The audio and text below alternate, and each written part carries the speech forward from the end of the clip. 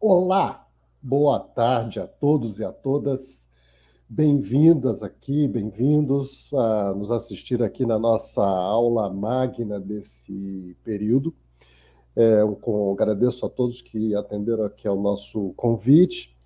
E hoje temos aqui um título que é Políticas Científicas, Encontros e Confabulações. Nós temos os nossos dois convidados. O nosso convidado para ministrar a aula é o professor Paulo Vaz. Ele é doutor em comunicação pelo FRJ, ele também fez o pós-doc dele na Universidade de Chicago, e o Paulo é professor no programa de pós-graduação em Escola da Comunicação da UFRJ, ECO. E também, para participar junto conosco para conversar, o professor Maurício Ribeiro. Ele é coordenador do pós-graduação ali da Unip, em comunicação, doutor em comunicação e semiótica aqui no programa conosco também, viu, pessoal? Ele foi presidente da Compós recentemente, 19 a 21. Então, o Maurício vai estar aqui também acompanhando com a gente para fazer o nosso bate-bola. O Paulo, muito bem-vindo, super obrigado, né? Está aqui disponibilizando seu tempo para conversar conosco. Paulo vai abrir aqui com a gente uns 20 minutinhos, acho que vai até projetar um PPT, e a gente vai fazer essa conversa e espero que a gente possa aproveitar bastante dos nossos convidados, tá? Então é isso aí, Paulão. Vamos em frente. Vamos Vamos lá, lá. bem-vindo. É, Deixa eu só fazer aqui rapidamente. Primeiro, agradecer, de praxe, agradecer a convite, a Lucilião e ao Rogério, mas isso não é só praxe. De fato, Rogério é amigo de muitos anos, amigo há mais de. Não vale a pena dizer há quantos anos que a gente é amigo, mas então é sempre uma alegria estar junto dele, estar conversando com ele, estar discutindo, mesmo que virtualmente, algumas ideias. Então, agradeço muito o convite, espero ter uma boa conversa com o Maurício. E vamos logo começar. Se puder apresentar o PowerPoint para ir mais rápido, eu vou tentar ir bem rápido, porque o tempo é curto e talvez eu tenha ultrapassado no planejamento. É, Você pode entender políticas científicas no sentido amplo, e esse era inicialmente o modo que eu queria trabalhar, porque, como outros, a gente estava muito preocupado com a eleição no Brasil, e, desse modo, estava muito atento a uma discussão que a gente pode chamar largamente de guerras culturais. Eu andei trabalhando com isso recentemente, e aí a questão do sentido amplo de políticas científicas é como atitudes do governo, de governos e de partes da sociedade diante da ciência afetam as políticas científicas.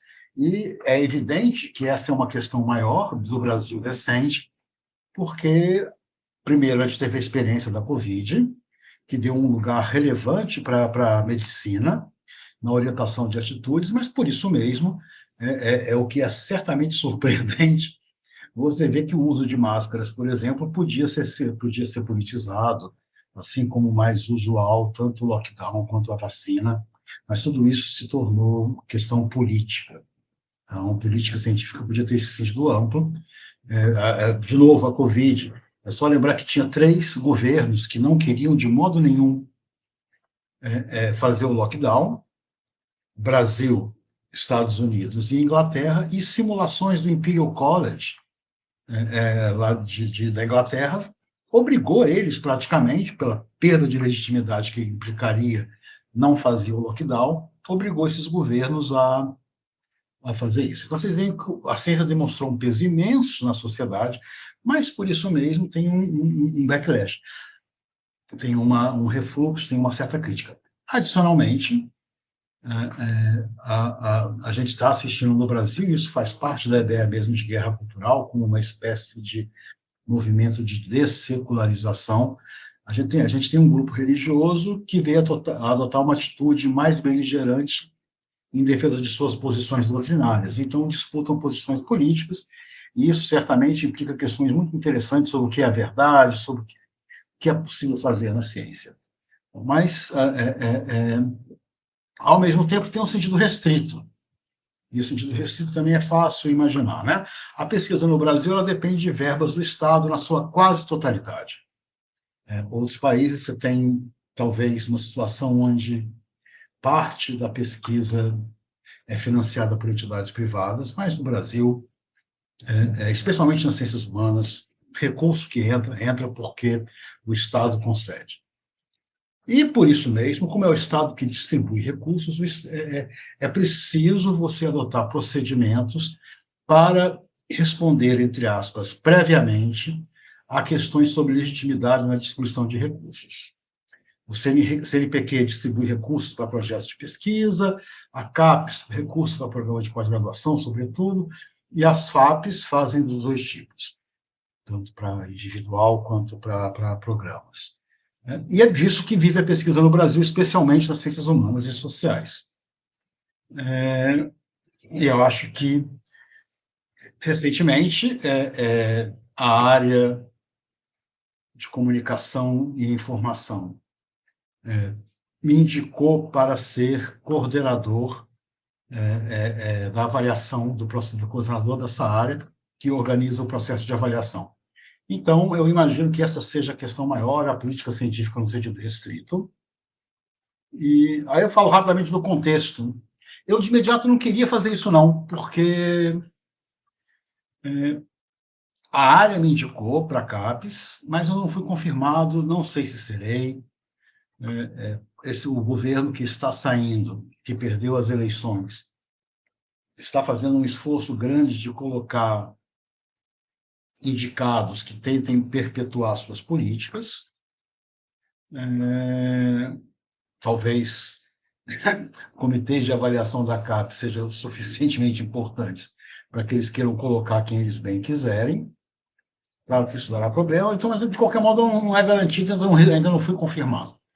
Por outro lado, eu passei 5 anos como membro do comitê assessor do CNPq, da área de comunicação, informação e artes, e fui 7 anos coordenador da FAPERJ na área de comunicação, além de ter participado de 2 avaliações quadrienais. Então, em um certo sentido, eu tenho uma experiência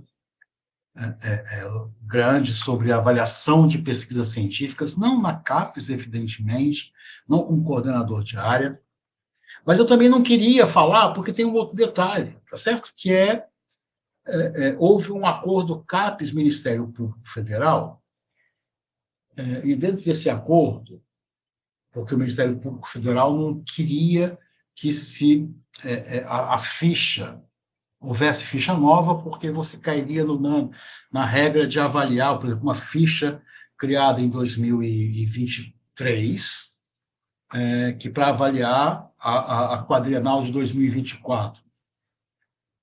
E não seria válido fazer isso porque você teria uma aplicação retroativa da regra. Então, o Ministério Público fez um acordo com a CAPES para poder divulgar os resultados e fez parte desse acordo algo que eu até fui informado pelo Edson, o atual coordenador, mas que eu não dei muita atenção, que eu não tinha a dimensão, mas o acordo implica que você não é possível mudar a ficha de avaliação. O que é muito estranho, porque faz parte de você ser coordenador, você tentar colocar a sua perspectiva, aquilo que você acha legítimo, aquilo que você acha que pode, regras que possam implementar o desenvolvimento da área, e eu não vou poder fazer isso, a não ser que esse acordo seja mudado. Eu certamente não sei se eu soubesse disso com bastante clareza, se eu teria aceito, porque, no fundo, você passa a ser um mero gerente da avaliação. E aí eu fico também na dúvida, assim, de que adianta saber qual é a minha perspectiva? O que eu acho é que ainda tem alguma margem de manobra, nem tanto nessa ficha de avaliação, se o acordo com o Ministério Público não for transformado, mas no modo como se dá a própria avaliação.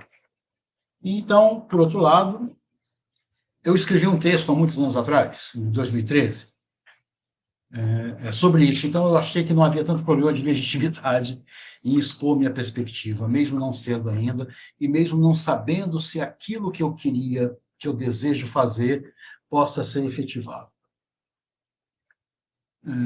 Mas, basicamente, nesse texto, o que estava em jogo era a questão do produtivismo.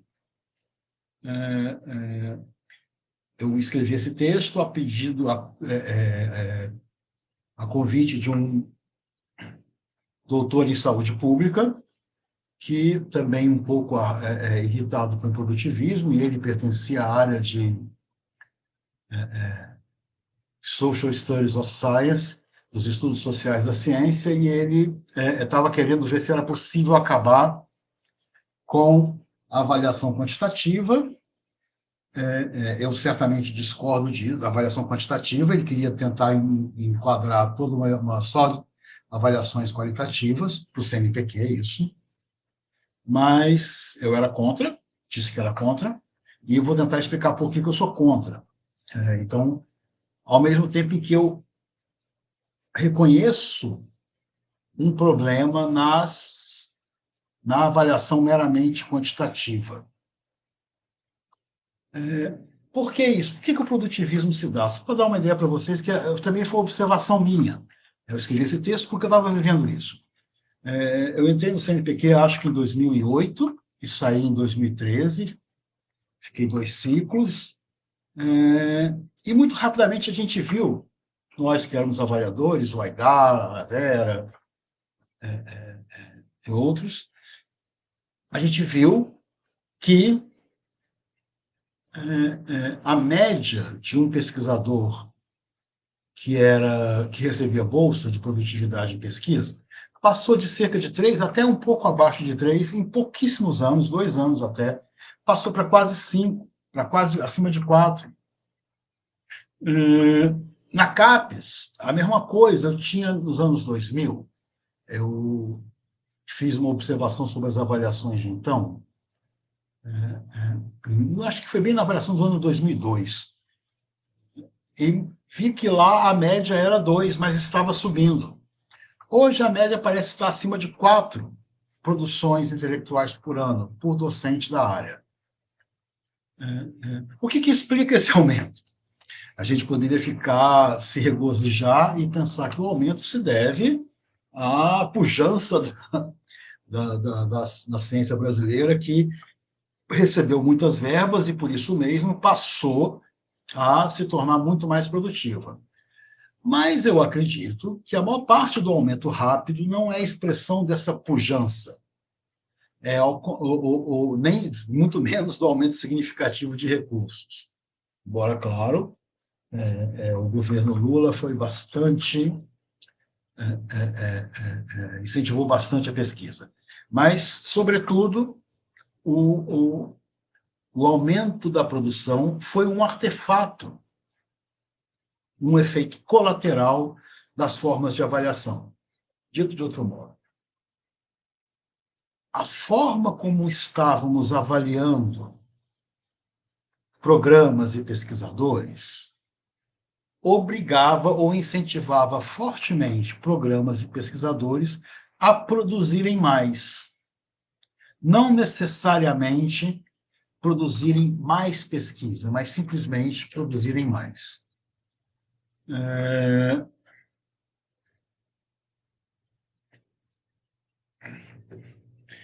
Quando eu estava...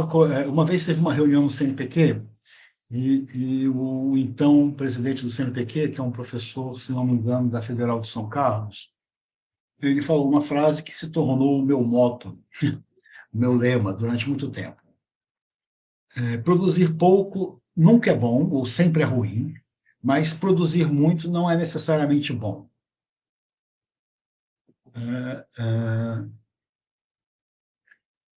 Como que você gerou o aumento da produção como artefato da forma de avaliação?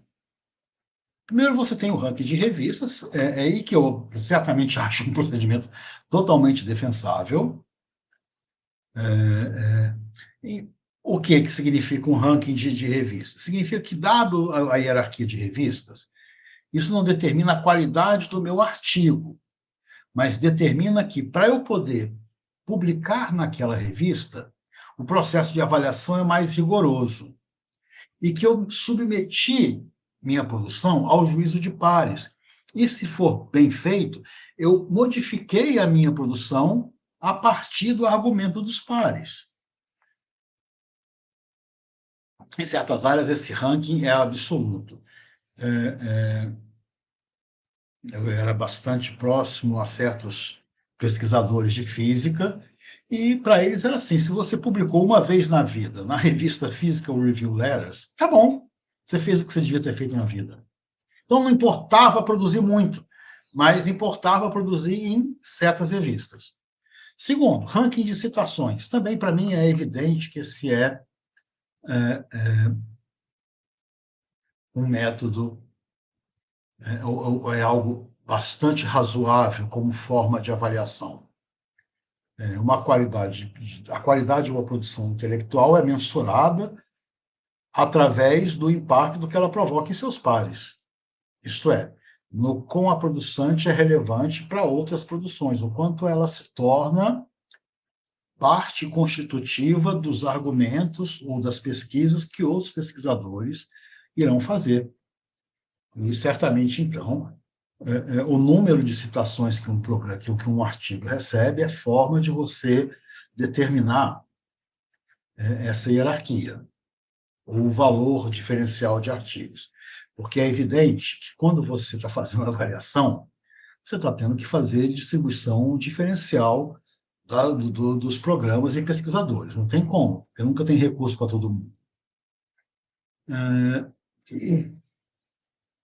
Mas isso depois eu vou argumentar, especialmente se associado a uma outra forma de funcionar, tanto a avaliação de pesquisadores quanto a distribuição dos programas. Se você tentava fazer o que eu posso chamar, pela minha formação filosófica, de uma espécie de distribuição imanente, da construção de uma regra imanente, que é o que se determina a hierarquia e a qualidade, não a hierarquia, mas a qualidade, é o lugar ocupado na performance do programa como um todo, dos pesquisadores como um todo. Então, se eu faço um juízo sobre quem vai ganhar a Bolsa PQ e distribuo os pesquisadores segundo a média de produção de cada um deles, vou conceder os que tiverem mais produção. Mas o que acontece com essa regra e maneira, assim também com o programa, tá certo? A tendência sempre foi adotar uma distribuição imanente. Isso aí é um incentivo imediato ao produtivismo, porque a cada momento você tem uma média ou uma hierarquia do bom. Só que essa hierarquia do bom vai ser informada aos pesquisadores e programas que indicavam um número X, e então, portanto, as pessoas vão tentar produzir mais do que esse número X, o que faz a média seguinte subir, e assim o vai. Eu acho esse um problema maior, certo? A gente tem que criar modos de avaliar performance de pesquisadores, de programas, que não seja imanente, que seja transcendente, que defina um limiar prévio de qualidade. Porque claramente vocês percebem que isso gera um aumento expressivo da produção a cada rodada. Bom, qual é o problema humano? Tá certo? Então, a gente tem três elementos. Uso de hierarquia de revistas, para medir hierarquia de artigos, uso de citação e essa adoção durante muito tempo de uma distribuição imanente a uma dada performance para fazer a hierarquia. Uma regra visa medir o comportamento. Mas isso que nós somos seres humanos, o que nós fazemos? Quando a gente sabe que nós seremos julgados de acordo com uma regra, nós passamos a jogar de acordo com essa regra. E nós esquecemos, e todos os jogadores esquecem, qual era o ponto da regra, que era medir a hierarquia diferencial de pesquisadores e programas. Você passa a jogar com a regra. Você passa a se adequar à nova regra. E, certamente, às vezes, fazendo jogadas que estão no limiar. Eu estou fazendo uma metáfora com o esporte, vou usar essa metáfora o tempo todo, porque se trata, entre aspas, da mesma coisa. Julgar desempenho, segundo regras. No plano individual, você tem basicamente 4 formas de tentar fazer com que você... Se você vai receber bolsa de pesquisa porque você produz muito, o que você faz? A primeira coisa que você pode fazer é fazer uma publicação salame, como eles chamam. Você faz uma pesquisa, você tem o resultado final, mas você distribui a publicação desse resultado final em várias publicações. Ao invés de ter uma publicação única significativa, você tem várias. Segundo, você faz a multiplicação da autoria, você passa a ter coautoria, em algumas áreas você tinha coautoria de mais de 100 pessoas. Você tem também o fenômeno do autoplágio, você dá diferentes títulos para um mesmo artigo, ou transforma um artigo, sei lá, em 30%, 20%, até porque também a gente vê isso em outros lugares, não é isso? Quantos intelectuais franceses, por exemplo, faziam isso, publicavam um texto muito parecido, isso até uns 20 anos atrás, um texto muito parecido sobre diferentes títulos. Então, você tem o fenômeno do autoplágio e o outro, que é o clube da citação recíproca. Em todos esses casos, você está fazendo o quê? Você está, para jogar com esse fenômeno da regra imanente, você está querendo aumentar cada vez mais sua produção e a repercussão do seu trabalho. Em programas, a coisa mais fácil que você teve foi a coletânea CAPES, o que se chamou desde os anos 2000 coletânea CAPES. Eu vou ser julgado pela produção, e é mais difícil produzir em artigo do que livro, porque eu tenho que passar por diferentes processos, e porque a indústria editorial, graças à internet, perdeu a figura do editor, perdeu o filtro do editor, tornou-se muito pouco custoso produzir livros. Então, você pode conseguir evitar o filtro e, ao mesmo tempo, pagar para conseguir publicar. Era mais fácil, então, publicar livro e você aumenta imensamente a produção, sem passar pelo filtro de qualidade. Tá faltando, escreve qualquer coisa aí, vamos lá. O que mais? E você tinha uma outra coisa, em artigo, era possível você ter uma revista de um programa que o programa tem uma revista boa, está faltando publicação, põe as pessoas do seu programa a publicar. É claro que tanto uma coisa quanto outra, você tenta evitar, mas é só para dizer que, dado que nós seremos julgados pela performance da produção intelectual, você tenta aumentar artificialmente essa produção intelectual, da repercussão dela. E veja, parte do aumento da produção brasileira resultou disso, e não do aumento evidente da ciência, da pesquisa. E, portanto, eu acho e achava antes, continuo achando, e ainda bem que a área chegou a esse consenso, que nós temos que acabar, reduzir, limitar ao máximo o produtivismo. A questão é como. Para mim, uma regra evidente é, por exemplo, você limitar, como é feito na própria área, o número de produções que serão consideradas. Por exemplo, você considera apenas 2 produções por autor por ano, ou seja, você considera apenas 8 num quadriênio. O que significa? Não precisa produzir mais e não adianta. Foca o seu trabalho intelectual em fazer algo de qualidade e não mais produzir qualquer coisa para poder se beneficiar da regra. Então, e certamente essa regra de apenas 8 num quadriênio é uma regra transcendente. Você chega e diz, olha, isso aqui é o suficientemente bom. E depois que as pessoas chegam a esse suficientemente bom, você as hierarquiza em posterior. Do mesmo modo, você depois pode aperfeiçoar isso ainda. Por exemplo, como foi feito nessa avaliação agora. Você pode dizer que o suficientemente bom é produzir até 8 artigos por ano, o equivalente a 8 artigos por ano, nível A3. Isso, então, definiria o critério de qualidade. Essa é uma regra transcendente. Isso vai dizer, então, olha só, fixa o olhar nesse objetivo. E isso acaba com o fenômeno de, a cada avaliação, ampliar a média, subir a trava, como se diz. E eu estou usando a metáfora subir a trava porque é isso mesmo. Como no sarrafo, no salto em altura. Bom, temos então a ficha de avaliação. Tem uma coisa que é isso, essa ficha de avaliação ela foi feita após a entrada do governo Temer, e de uma nova diretoria de avaliação, na CAPES, substituindo a diretoria de avaliação, que durante muitos anos foram de pessoas ligadas ao PT.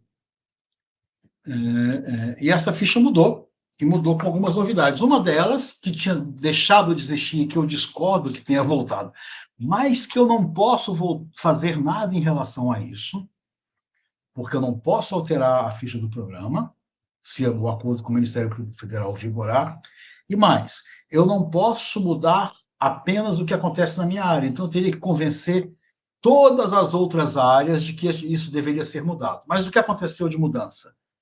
Graças ao governo, graças à nova diretoria da CAPES, pós-governo Temer, você voltou a contar a proposta do programa como valendo ponto para a nota. E é claro, para mim, por que isso não poderia ser. Porque você pode escrever qualquer coisa. E a experiência de ter participado durante anos da FAPERJ e do CNPq dá com clareza essa enorme variação na avaliação qualitativa. O mais comum era você ver alguém que considerava um projeto excelente e um outro que considerava um projeto horrível. E aí? Significa, as pessoas podem variar seus juízos sobre a avaliação. E as exigências podem ser absurdas. Por exemplo, eu era coordenador do programa da ECO em 2006, 2005, e tinha sido feita uma crítica a nós que nós não tínhamos linhas bem estruturadas. E eu perguntei, não, pelo amor de Deus, o que você considera linha bem estruturada? Qual é a sua visão de ordem para que isso possa ser? A outra exigência, tem que haver comissão de credenciamento. Eu acho isso excelente. Foi que, por exemplo, resolveu o problema da ECO e fez com que a ECO conseguisse se tornar um programa de excelência. Foi instalado em 2000 o credenciamento, que significou, no caso da ECO, mas no caso da ECO, não necessariamente em outros lugares. No caso da ECO, significou que você deixou de ter professores que estão no programa por um conjunto de amizades e passou a se basear não no afeto, mas no mérito. Não importa que eu tenha inimizade com X ou com Y, não importa que eu goste de fulano e beltrano. Se fulano e beltrano não produzem, não pode estar dentro. Se X e Y, eu não gosto deles, mas eles fazem a sua parte, tem que estar dentro. Então, não é o afeto que ordena, mas isso também eu acho difícil que isso possa ser dado como regra a partir da qual quem não tem deve ser desvalorizado. Outra coisa que também se impede que tenha plano de futuro. Bom, é só saber escrever, né? Se eu for indicado coordenador, uma coisa que eu vou propor é que a gente tenha uma redação padrão, porque isso não é bom. É claro que não é assim, é só um exagero da minha parte, mas o papel aceita qualquer coisa e os juízos são muito variáveis. Portanto, não é desse modo que você qualifica o programa. O programa é bom pela sua produção intelectual, de docentes e discentes, e é isso que importa na ficha inteira. Eu acho um retrocesso, porque desde 2012, não, desde 2008, não contava mais proposta do programa, e voltou a contar. Vou acabar em 3 minutos, tá certo? O segundo desafio, isso é uma discordância. Com relação à ficha de avaliação, a gente vai ter um desafio, que são os capítulos de livro. O capítulo de livro e continuará sendo relevante para a área. Pela primeira vez, você teve mais produção em artigos do que capítulo de livro. Mas tem um problema, como você consegue avaliar 9.900 docentes e 4.200 docentes, na verdade, 9.900, não, são 2.000 docentes e 9.200, 9.900 capítulos de livro de docentes e 4.200 capítulos de livros de discente. Como você vai avaliar isso? É impossível. Como você avalia com qualidade? Qual foi o resultado disso? As pessoas, o que costuma acontecer, quem avalia faz parte, imagina vocês avaliarem quem vai entrar para um programa. Diante da incerteza, as pessoas tendem a ser generosas, para não prejudicar. Qual foi o resultado disso? Capítulo, artigo, é definido por critérios quantitativos e por uma série de outros parâmetros, que vão dizer que revistas são boas. Capítulo de livro foi uma comissão que trabalhou com muito pouco tempo, sempre com muito pouco tempo, porque não tem como julgar isso tudo, e julgou milhares de livros nesse tempo. Daí, olha só o que aconteceu. Capítulo de livro nível 2, que valia a mesma coisa que um artigo A2, capítulo de livro representa 38% da produção de capítulos, ou seja, as pessoas foram generosas na avaliação dos capítulos de livro, enquanto que A2 representa apenas 20% na produção de artigos. Então, claramente, isso aqui é um artefato. O programa que apostou em publicar artigo teve pior resultado comparativo do que um programa que publicou mais em capítulo de livro.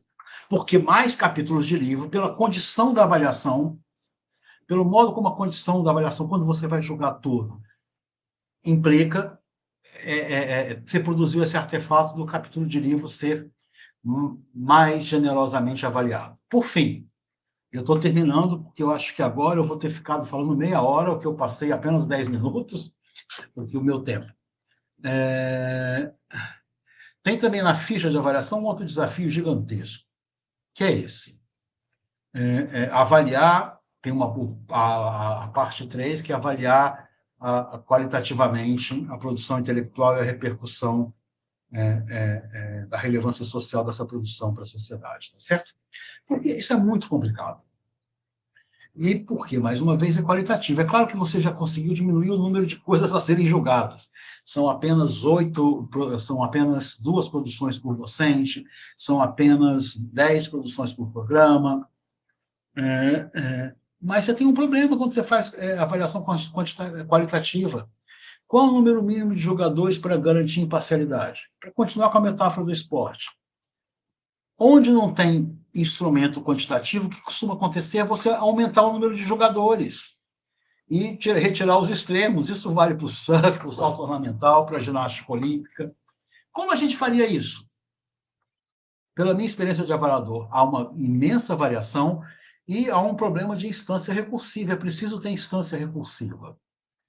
Na ECO, por exemplo, a gente adota o seguinte procedimento. Se na nota atribuída a um determinado projeto ou prova tiver um diferencial maior que 2 pontos, tem que ter um terceiro julgador. Isso deveria ser, mas veja só, é 3. E ainda é pouco, e dá para você analisar com cuidado. Como que você vai julgar capítulo de livro e avaliação qualitativa da produção intelectual e da relevância social com qualidade? Por fim, é isso, para terminar. Eu defendo, já trabalhei por isso nessa avaliação, quando participei da avaliação, eu defendi critérios que sejam transcendentes no sentido de determinar o quão é bom o suficiente. Porque também, quando você faz uma distribuição estatística, os programas ficam brigando um com o outro. A gente tem que, na área, chegar assim, olha só, para chegar a ser 5, tem que fazer X, Y, Z, e pronto. Não importa, então, qual é o número de programas que conseguirão ser 5, porque, evidentemente, a distribuição estatística limita obrigatoriamente o número de programas que podem ser 3, 5, 6 e 7. Então, a gente tem que ter, a área se consolida, a área está há muito tempo já com bastante programas que estão, vários programas têm mais de 10 anos, alguns com 40, 30, e, portanto, já são programas com consolidados. A área está consolidando, está se ficando consolidada. E, então, ela precisa passar a adotar critérios que determinem o que é bom o suficiente, para que todo mundo possa saber com clareza qual é, o que deve fazer para conseguir ter uma nota boa. Por que é importante ter uma nota boa? Porque isso determina a quantidade de verbas que um programa pode receber. É isso, gente. Muito obrigado.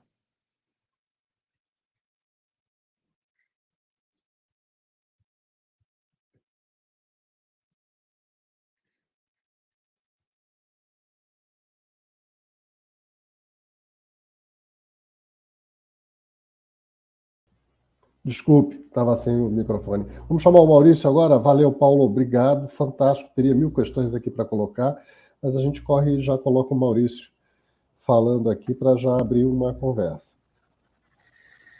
Eu acabei de me lembrar, depois da fala do Paulo, daquele filme A Fera do Rock, Jerry Lee Lewis, num determinado momento, ele é posto para tocar, ele queria tocar, ele era o líder da Billboard, ele entra para tocar depois do Chuck Berry, antes do Chuck Berry, ele queria tocar por último.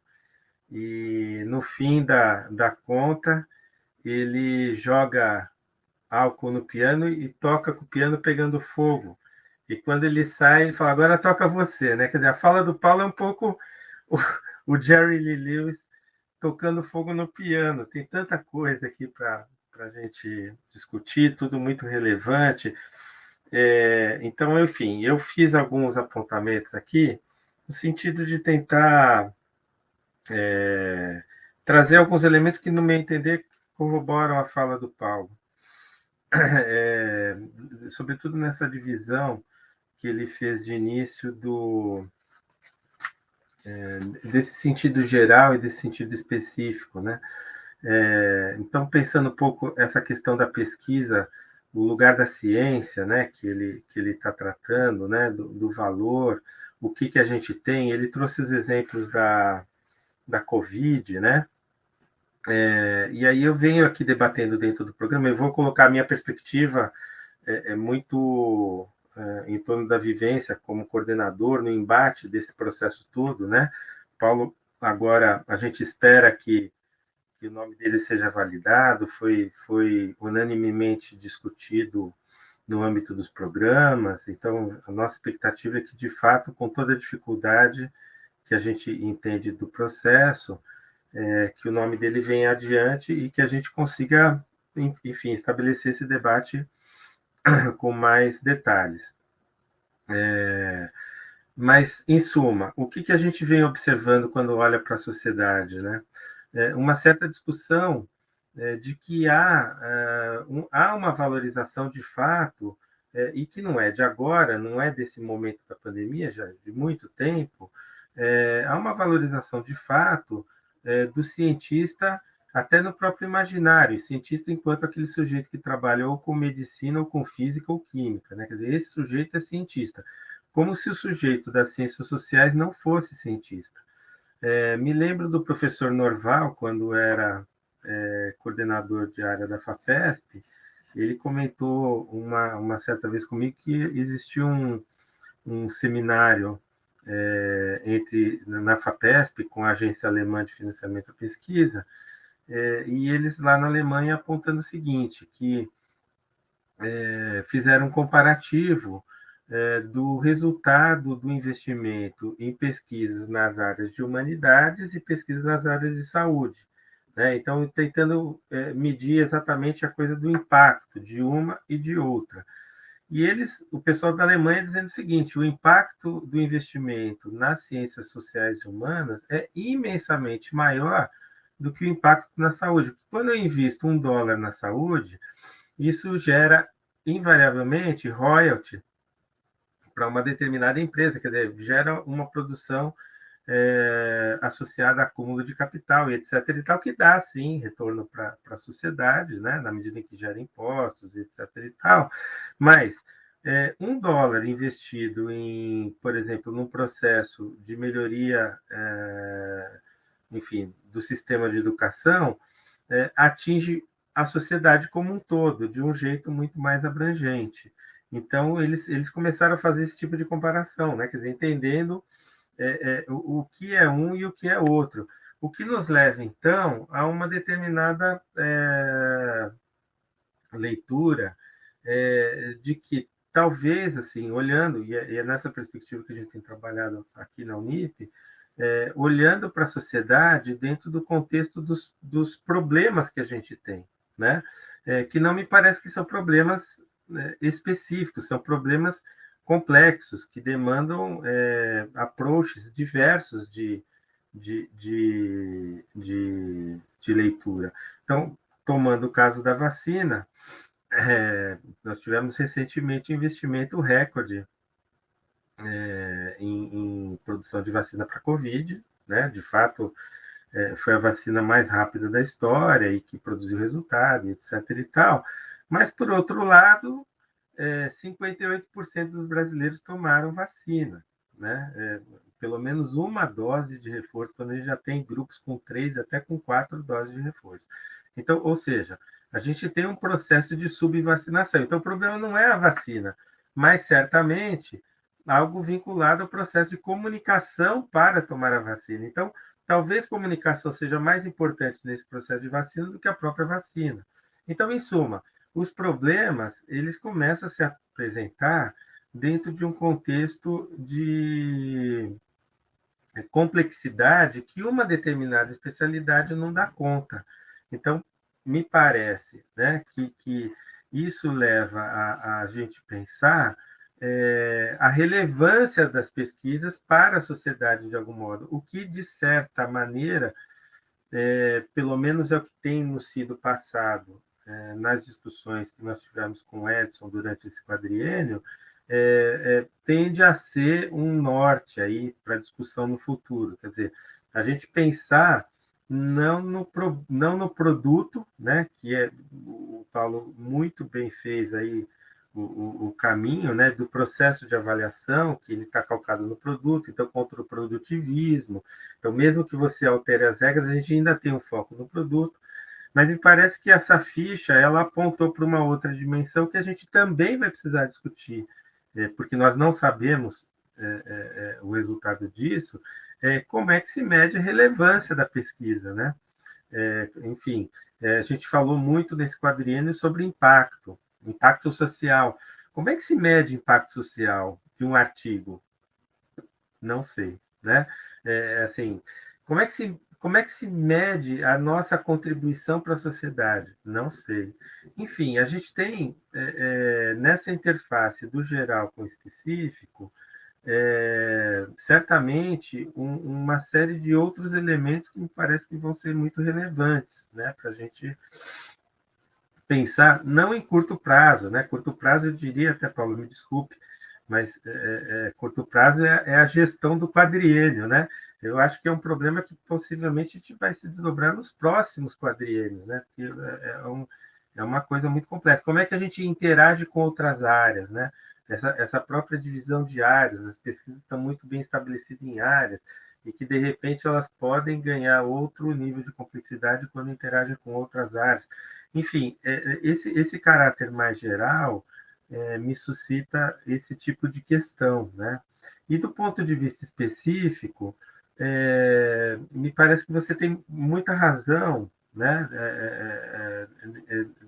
Na compreensão desse processo de redução, da necessidade de redução para que a gente possa avaliar bem.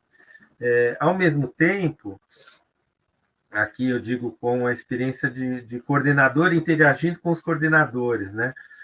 O processo, a insegurança, ela acaba sendo tão grande dentro do modo como você, coordenador, é inserido no processo, né? Que muitas vezes os coordenadores preferem informar tudo para que a comissão decida depois o que é, porque ele mesmo não consegue julgar. Quer dizer, me parece que você tem muita razão quando diz da necessidade de um certo pacto. Olha, precisamos escrever um texto assim, né? Quer dizer, eu entendi que você não quis ser determinado, né?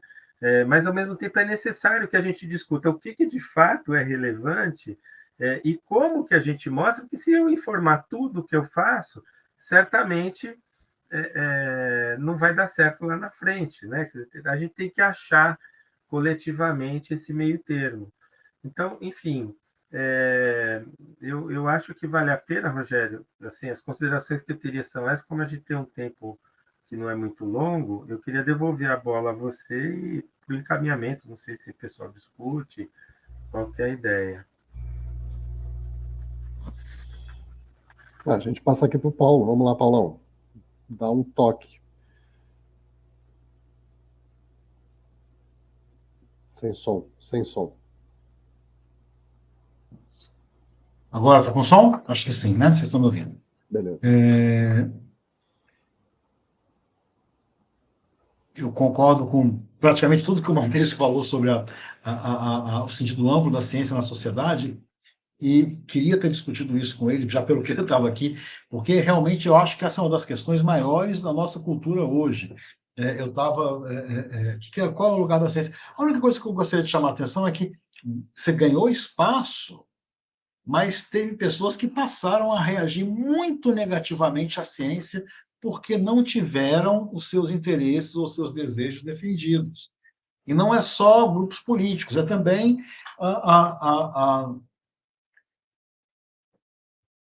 veja só, a Covid está se tornando cada vez mais fraca. O raciocínio retrospectivo vai valer. Ela já era fraca desde então. E aí, muitas pessoas vão estar dizendo que, olha só, lockdown, máscara, tudo isso só foi feito para prejudicar as pessoas e a ciência. Então, eu acho que a gente vai ter muita coisa para discutir aí, e é muito legal, assim como essa distinção que você fez sobre a imagem do cientista, tal como físico, químico, médico, e cientista social, a gente vai ter que lutar pela nossa relevância. Uma outra coisa que você falou também que eu acho que é muito legal, mas que tanto o Maurício quanto o Edson já estavam fazendo, e é uma trajetória boa da área, que é abrir-se ao que é feito em outras áreas, para saber como é feito, para poder também estabelecer ligações. O Edson fez isso sistematicamente, participou muito ativamente do CTC. Então, ele, por exemplo, tinha clareza sobre áreas que praticamente não tinham programas com nível 3, não tinham programas com nível 4, eram muito poucos. Eu acho, Maurício, que a gente vai ter que chegar numa forma de tranquilizar os coordenadores. Porque é evidente que a nota define muito do que vai ser o próprio programa. E você tem que dar aos coordenadores e tentar fazer parte, porque é difícil, né? Você lidou como presidente da Compós com isso muito mais do que eu. Eu sempre fiquei só na tarefa intelectual de julgar. Mas é negociar e construir o pacto e diminuir o medo. Mas a minha expectativa é que se você chegar e dizer, olha, essas são as formas de você atingir uma nota X, porque o critério é esse. Não vai ser um mistério que vai se resolver na hora da avaliação. Porque era isso também, a gente esperava a avaliação com uma espada de Damocles que ia cair na nossa cabeça. Não, não é assim. Não pode ser assim. As pessoas têm que saber como elas vão ser julgadas. Tem que ter clareza para saber o que vão fazer. Não pode ser tão misterioso assim o resultado da avaliação. Então, eu acho que a gente vai ter que ter esse pacto e fazer com que cada vez mais a gente tenha poucos programas 4 e 3, muito poucos, seja um percentual reduzido, e a maior parte dos programas seja de 5 para cima. E depois também deixar claro, olha só, tem que ter hierarquia, tem que ter. Aí, mas, obviamente, que você vai ter que distribuir o mérito. Então, o que a gente pode discutir, consensuar sobre o que a gente considera bom. E como você falou, essa ficha traz coisas interessantes. Mas, olha só, eu, como Rogério, a minha formação é de filósofo. Eu fico arrepiado quando diz assim, qual é a relevância para a sociedade. Eu nunca tive nenhuma. Qual a filosofia? Qual a relevância? Na verdade, é uma brincadeira, né? Certamente. Eu acho que a gente tem que tentar convencer a sociedade de que o exercício reflexivo de se questionar é parte da própria grandeza da sociedade, é parte da sua riqueza. E essa é a nossa função. Só dizer assim, quando eu ouço a palavra relevância vocês também podem ver como eu estou fazendo aqui brincadeira. É claro que a gente tem que discutir relevância, mas a gente não pode ficar numa visão estreita de relevância. Isso também vai ser uma coisa difícil. Mas é isso. Não, é isso. Você vê, eu daria um pitaco aqui, apenas dizendo o seguinte: a nossa área, eu acho que ela é extremamente suscetível a modismos, e isso impacta na produtividade. Quer dizer, todo mundo quer produzir mais dentro de modismos, e isso prejudica um fator essencial, que é, para cada programa, qual é a sua vocação. Entender a vocação. Então, assim, modismos perturbam a vocação de um programa. A outra questão que eu acho importante é a atuação delimitada, que é local, é regional, é nacional. Qual é a tua vocação na atuação? Você quer ser bom localmente? Por exemplo, quando a gente pensa em uma cidade como São Paulo, já é um país. Quer dizer, uma universidade que tenha um programa de pós-graduação, que tenha uma atuação sensacional em São Paulo, com 15 milhões de habitantes, já é espetacular. Já é espetacular se você comprovar que você tem uma atuação social dentro de uma geografia que é absolutamente complexa e densa. E uma outra questão também que eu acho que falta aí no consenso da área, porque lida com um monte de problemas, é a indução. E aí, quando eu falo indução, eu me lembro muito do modelo canadense, que não é um modelo onde os programas vão para onde eles bem entendem, quer dizer, é um modelo onde existe, da parte do governo, indução por interesse, que é definido pela própria área, evidentemente, mas assim, você tem a perspectiva de para onde ir também, promovida pelo próprio governo, ou pelas próprias instâncias transcendentes, digamos assim, superiores. Então, você não fica no vazio, você é induzido a uma certa ação com a sua vocação, com o financiamento. Portanto, se você cumprir aquela ação, você tem mérito e você é avaliado por isso. Você não é avaliado em comparação, você é avaliado dentro do que você consegue fazer bem feito. Bom, mas enfim, aqui seriam N questões que eu teria para pensar, mas o modelo canadense é bom. E quando a gente fala nessa questão de como avaliar, né, a relevância, é incrível, porque o mundo neoliberal de mercado financeiro, onde a gente sabe que as ações são aplicadas em ações que uma vai subir, a outra vai descer, existe um cálculo feito aqui. Então, ninguém está cobrando que todas as ações têm que subir todas, para você ganhar muito dinheiro. Você sabe que você vai apostar em alguma coisa que não vai dar muito certo e outra vai dar mais certo. A pesquisa é um pouco isso também, infelizmente, nesse sentido. Quer dizer, tem pesquisas que são aposta, mas que não vão dar tão certo, mas tem que fazer a aposta. E tem aquelas que vão dar muito certo, e tem que apostar, ótimo que apostou naquelas também. E não é que tudo tem que dar certo. Quer dizer, qualquer pesquisa só é relevante se ela der certo. Isso é absolutamente equivocado. Aí tem os exemplos também do MIT, que eu acho que são espetaculares. A maneira como eles regulam a relação com o mercado de investidores nas pesquisas deles, não é? E que eles dizem assim, olha, vocês, empresas, estão aqui para investir, mas sem poder opinar sobre as pesquisas que nós estamos fazendo. Somos nós que vamos dizer para onde o dinheiro vai. Tem pesquisas que vocês consideram irrelevantes, mas que nós sabemos que não são irrelevantes. Então, assim, tem todo um jogo, eu acho, bacana de discussão a respeito desse problema da avaliação, que, infelizmente, na nossa realidade parece que ainda não embalou. Enfim, mas é isso, né? Mas eu achei muito bacana essa apresentação do Paulo, viu, Paulão? Muito legal.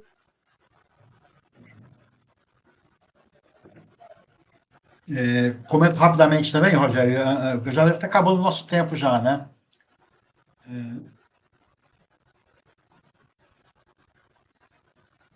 Só queria dizer duas coisas. Eu acho que era muito legal se a gente pegasse primeiro essa ideia, que eu acho que já está sendo aplicada, mas que a gente tem que tornar ela concreta, que é multiplicar as formas de ter valor.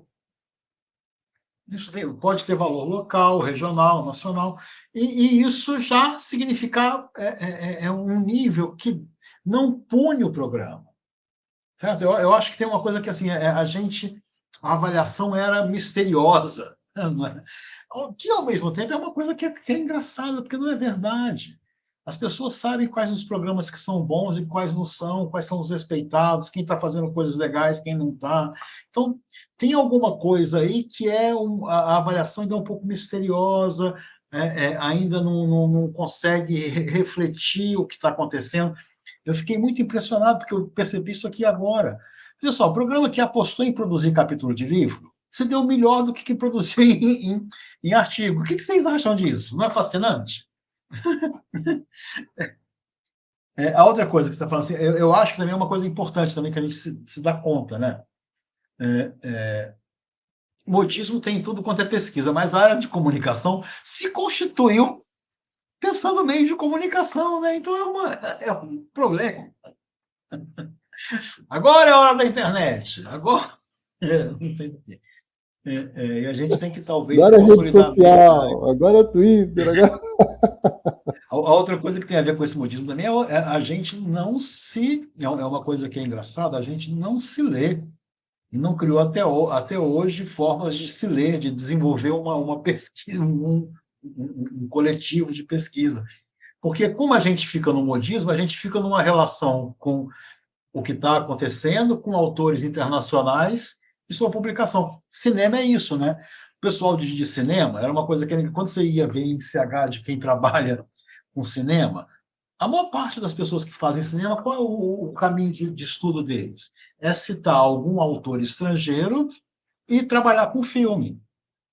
E aí, raramente cita o autor brasileiro. O que vai fazer, evidentemente, não faz uma comunidade, faz com que eles se prejudiquem. Só para dizer isso, assim, ó, Maurício, é manda muita bala aí. coisa, né? É muita coisa, muita Mas eu coisa. achei que você acabou de falar. Tem que prestar atenção também no que é feito em outros países, É, assim como em outras áreas. exatamente.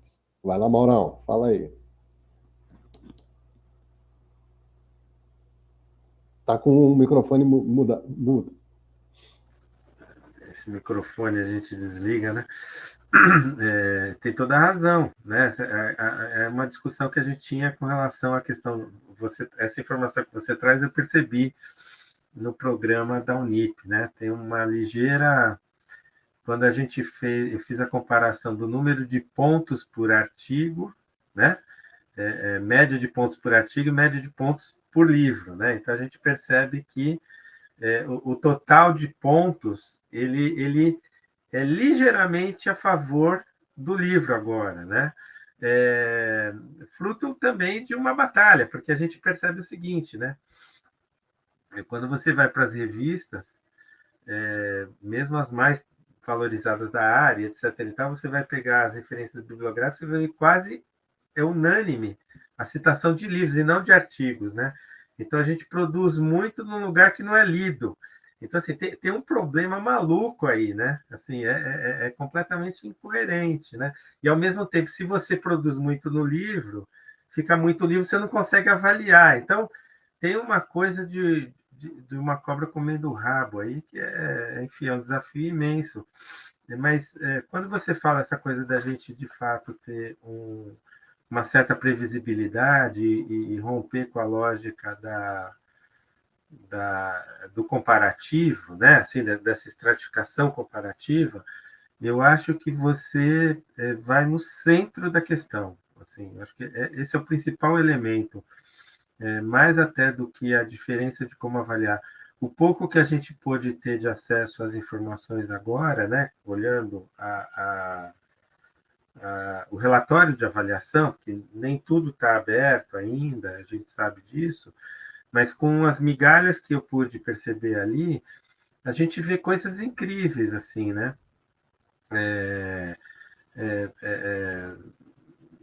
Eu analisei com muito cuidado a tal da dimensão 2, que é onde está o índice de produção, né?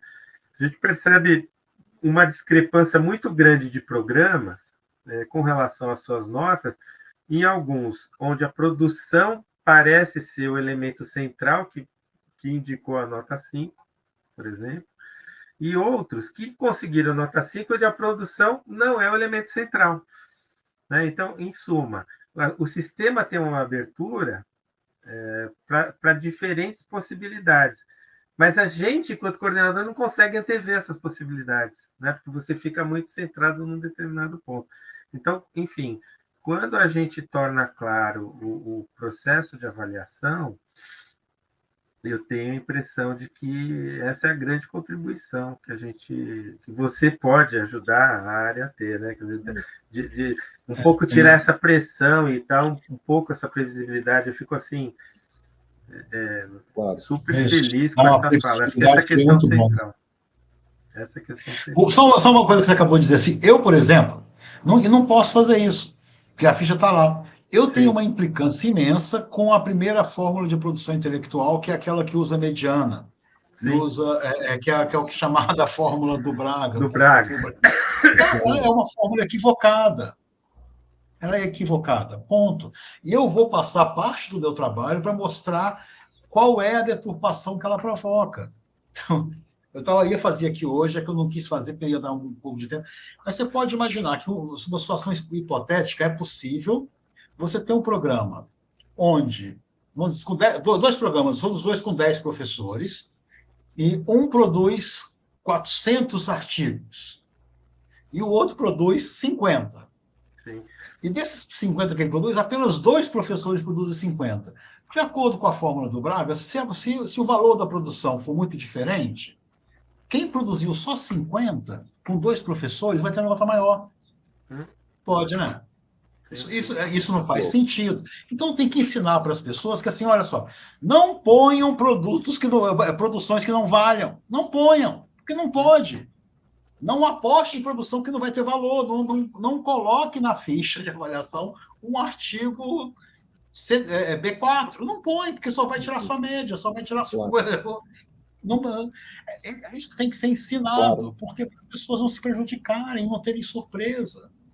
Claro. Porque às vezes você aceita um artigo de um amigo para publicar na revista de não sei o quê, e ela é uma B3. Aí o coordenador coloca essa B3, vai prejudicar a nota.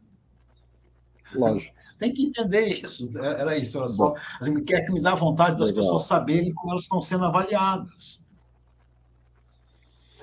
E sobretudo, né, Paulo, assim, tem uma questão ambígua nossa, que é a CAPES, em princípio, avalia programa e não indivíduos, mas nós caímos na cilada de pensar o indivíduo, e a gente fica preso nessa situação, enquanto que, enfim, um monte de coisa para pensar. Meus queridos, olha só, nós estamos aqui no estouro do nosso tempo, então eu queria agradecer a presença de vocês, a conversa foi super legal nessa tarde de quinta-feira aqui, ao Maurício, ao Paulo, a participação, agradecer também a essa audiência, vai ficar gravado, me parece, a conversa, então pode ser assistida várias vezes ou depois, enfim, e agradecer a todos que participaram aqui conosco, infelizmente, né, acabou que a gente não recebe aqui pergunta, mas um sistema aqui de televisão ao vivo. Então é isso, pessoal, então, brigadão, valeu, grande abraço para vocês, ok? E bom final de semana para a gente, tá certo? Vamos que vamos. Torcer para o Lula botar um ministro da Educação aí que ajude. Sim. Sempre, com certeza. Ok, Roberto, tá feito.